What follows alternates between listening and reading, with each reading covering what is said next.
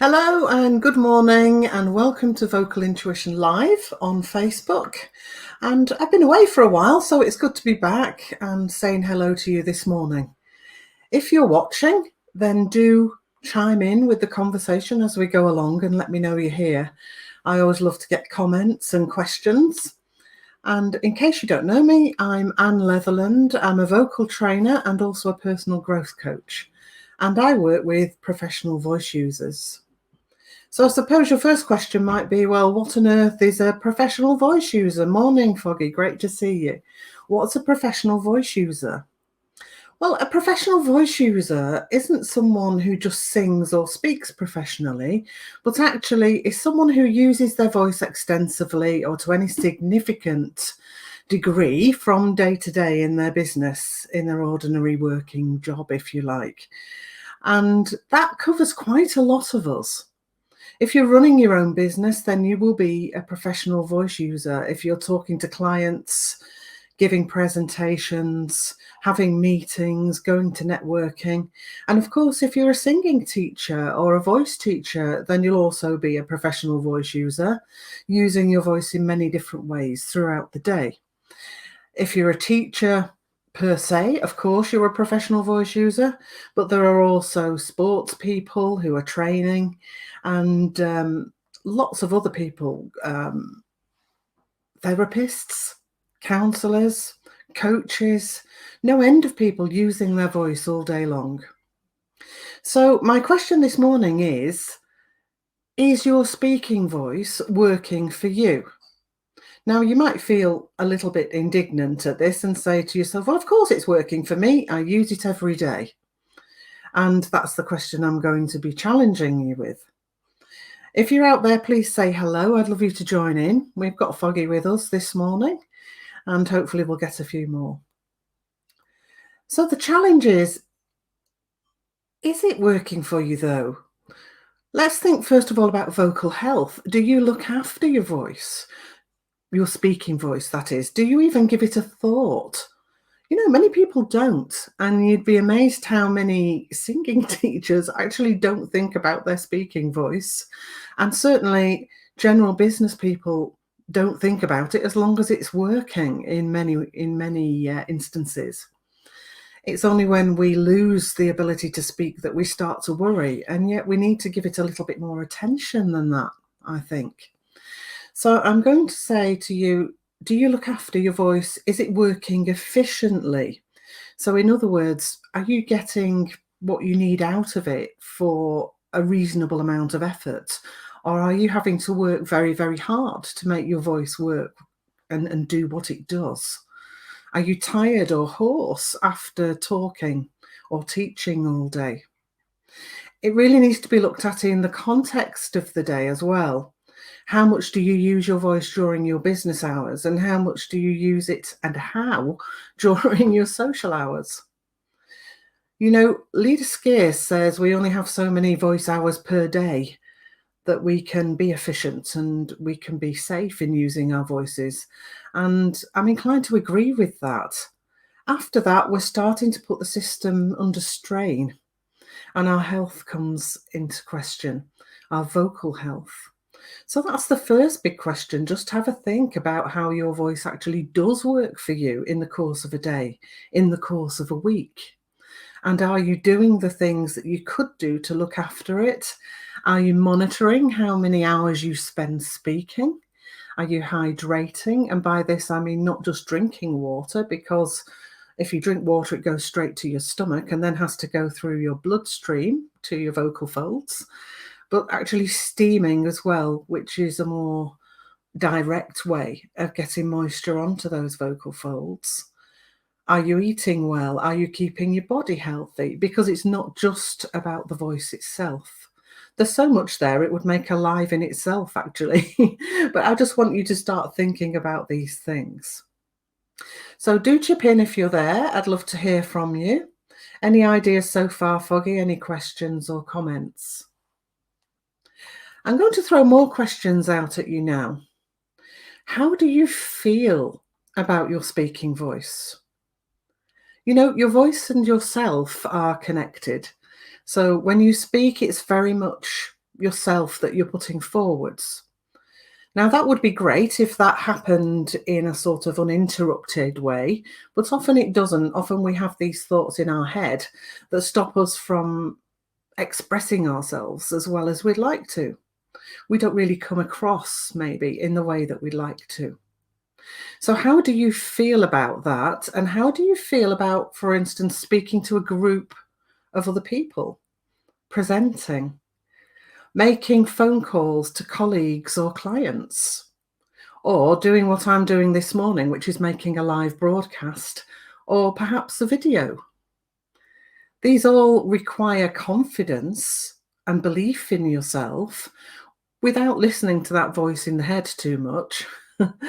And in that way, you can speak with clarity so people can understand you and get your real message, the one you want to come across from you with integrity in the way you want to say it. Now, if you're the type that gets a bit nervy with all of these things, then that would be quite normal. Many of us get those butterflies before we have to speak to a group, or in my case, we have to come on air and do a live. And that's the old fight or flight response kicking in, which is a very antiquated part of our brain, which is there to really protect us from problems. And again, this would make a whole live in itself, and I think I've done it before, but I'm not going to go off into that too much this morning. I'm just reminding you that it's there. Why is it there? Because way back in ancient times, way back at the beginning of evolution, if you didn't belong to the group and the group didn't accept you, then perhaps you were relegated to the outside, and that might be a threat to your actual existence. And we still feel that now, don't we, when we're speaking to a group of people or singing to a group of people if you're a singer. But this morning's all about speaking, so I'll stay with that. And that may be the root of some of these natural feelings that kick in. But there are ways to overcome them and to learn to cope with them by speaking to yourself in a different way and calming that part of your system, which almost unhinges you from time to time.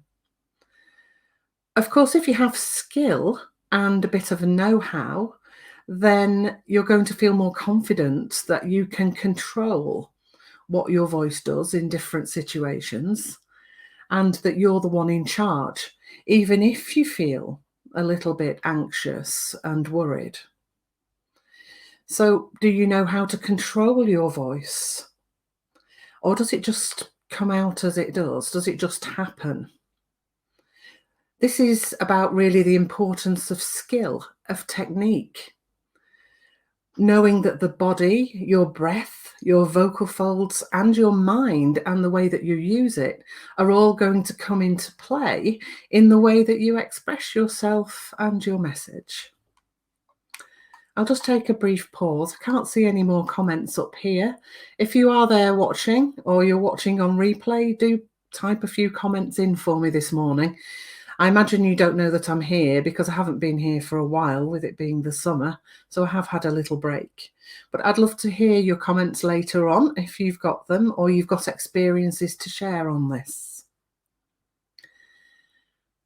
So, learning to control our voice, skill and technique helps us to express ourselves. So, from that point of view, then vocal training is important, isn't it? Why wouldn't we have vocal training for our speaking voice as well as, or instead of, if you're not a particular singer, your singing voice? The two can fit together as well. Another question, finally, really, do people respond positively to your voice and what you say? Do you respond positively to your own voice even? Well, how do we know if people are responding positively to our voice and what we say? Well, it's a very subliminal thing. You know, the tone, the pitch, and the pace, and the volume of the voice all come into play, as well as our facial expressions. And people pick up very subtle messages from these things. And they can tell us really whether they're responding well if we really look and really listen to what they say back. It works both ways. We can pick up subtle messages from them, and they can pick up subtle messages from us. Now, knowing how those particular messages work and being able to control your voice so that you can speak in the way that you really want to is going to affect the way that people receive your message. And that's really important, isn't it? If you're running your own business, or if you're a professional speaker, or if you're a teacher trying to get something across to people, or a trainer, no end of applications here. We want people to be able to respond to what we're saying, and we want them to actually pick up the messages we're trying to get across. Now, if we're nervous or unclear or don't have control of the voice, then they can get different messages from those that we intend. And so, again, that's the whole point of thinking about your speaking voice and about thinking about training it. So, my answer to the question, is your speaking voice working for you, is it probably is in some ways and probably isn't in others. Is it working for you in your business? Is it working for you with your clients, potential clients? Is it working for you with your students? Is it working for you with your friends and colleagues? And is it healthy, which was my first point, as you're actually doing those things? Well, how can you address these things and learn a bit more? Well, I'm always happy to answer questions, so do pop in here and, as I've said, put a comment in. I also do write blogs, they're on my website. I'm hoping to be live a little bit more often on a Saturday morning, like today. I have a newsletter which goes out once a month where I include top tips. I'll put the sign up link in the comments. I'd love to see a few more people signed up to that, simply because I love to share good ideas with people and hear your points of view as well. And then obviously you can work one-to-one with me. You can get me to come and work with your group, or I have a course starting on September the 22nd, actually, which is all about the speaking voice. So it's obviously fresh in my mind. And if you'd like to find out more about that, I'll also put that link in the comments for you. Or by all means, direct message me and we can have a chat. Thanks, Foggy. There's a little bit of affirmation for the blog. I haven't done one in a while. I don't know if you've noticed, folks, it's getting harder and harder to actually get Facebook to show your posts to more people when it's from a professional page. So if you have enjoyed this morning, please do share the live in your feed. I'd be really, really grateful. And also the links, which I put below. It's sometimes the only way to get them out there. And, there's nothing like colleagues and friends to help you do that. And I consider you all to be that if you're watching this morning or if you're watching the recording. So that's about it for this morning, and for a new series, if you like, of Vocal Intuition Lives. I hope you'll join me next week when I'll be chatting on another topic. If there's anything you'd like me to chat about, then drop that in the comments as well. Okay, have a wonderful Saturday, a wonderful weekend, actually, and enjoy. I hope the weather holds up for you. Thank you, Foggy, for being with me today. It's great to not be just talking to a blank space. And anyone else who happens to have been watching but hasn't said hello. Thank you for now, and see you next week. Bye for now.